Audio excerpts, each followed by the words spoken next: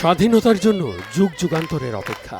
ইসরায়েলের আগ্রাসনে ফিলিস্তিনে রক্তের নদী বয়ে গেলেও স্বাধীন ভূমি, মুক্ত আকাশের আকাঙ্ক্ষা অনিশ্চিত। তারপরও স্বাধীনতার দাবি বিশ্ব দরবারে জিয়ে রাখার সুফল মিলতে শুরু করেছে।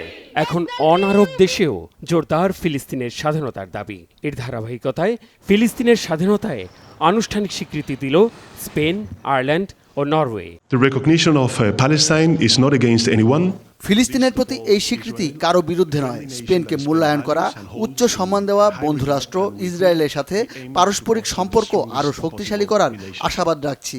দুই রাষ্ট্রের ভিত্তিতে সমাধানের বিরোধিতা করা, সন্ত্রাসী সংগঠন হামাসকে প্রত্যাখ্যান করার বিষয়টিও এই ঘোষণার মাধ্যমে প্রতিফলিত হয়েছে। We will focus all our efforts.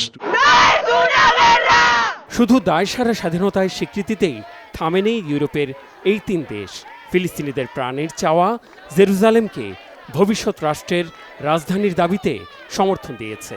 বলেছে ফিলিস্তিন স্বাধীন হবে 1967 সালে সীমারেখা মেনে।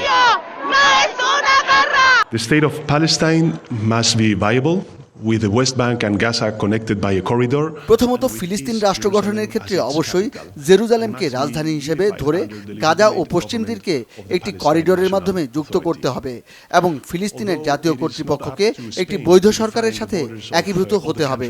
1967 সালের সীমারেখায় কোনো পরিবর্তনে স্বীকৃতি দেবে না Spain. 342 and 338 and with the position of the European Union. Focus. স্পেনের প্রধানমন্ত্রী স্পষ্ট জানিয়ে দিয়েছেন ফিলিস্তিনের স্বাধীনতায় স্বীকৃতি শুধু ইতিহাসের প্রতি ন্যায় বিচার করাই নয়, শান্তি প্রতিষ্ঠায় অপরিহার্য। আয়ারল্যান্ডের প্রধানমন্ত্রী সিমন হ্যারিস বলেছেন শান্তি প্রতিষ্ঠার আশাকে জীবিত রাখবে এই উদ্যোগ।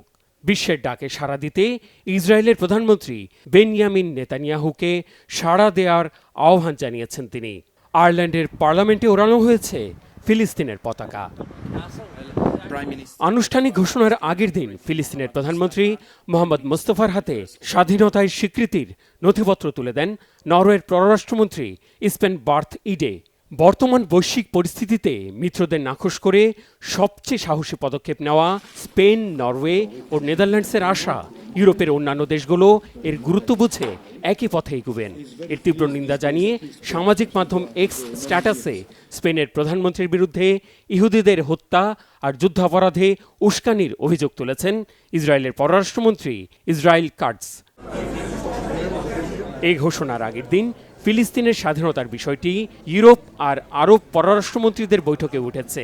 সৌদির পররাষ্ট্রমন্ত্রী ফয়সাল বিন ফারহানও সাফ জানিয়ে দিয়েছেন ইসরায়েলের নিরাপত্তা আর অস্তিত্বের জন্য ফিলিস্তিনের স্বাধীনতা স্বীকার করার বিকল্প নেই। তবে স্বাধীনতায় স্বীকৃতিতে সংকট সমাধানে আশার আলো দেখা গেলেও জেরুজালেমের মালিকানা, ফিলিস্তিন ভূখণ্ডে 5 লক্ষাধিক ইহুদির অবৈধ বসতি আর 7 লাখের মতো ফিলিস্তিনিকে বিতাড়িত করে দখলে নেওয়া ফিলিস্তিনের ভূখণ্ড ফেরত দেওয়ার প্রশ্নে থমকে যেতে পারে মধ্যপ্রাচ্যে শান্তি স্থাপনের দীর্ঘমেয়াদী জটিল প্রক্রিয়া। Mehrab Hussain Khan, Bangla vision, news desk.